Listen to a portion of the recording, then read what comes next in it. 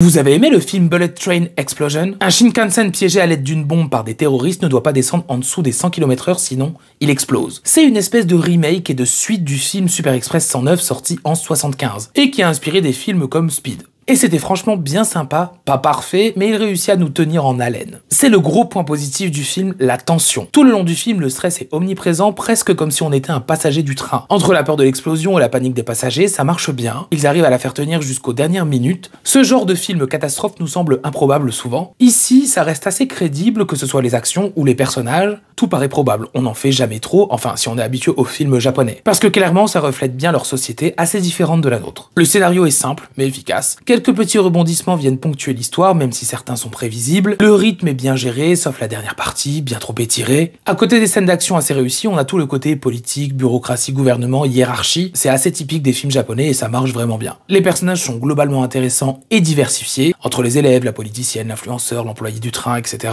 De quoi refléter la diversité de la population. Niveau réalisation, c'était globalement assez bon. Il y a des idées de mise en scène, les effets spéciaux sont très corrects pour un film de plateforme, les décors sont crédibles, la BO est bien. Le tout paraît tellement crédible. Le casting est pas mal avec un jeu très japonais, et si on est fan de train, ils sont filmés sous tous les angles, histoire de faire un peu de publicité pour la société JR.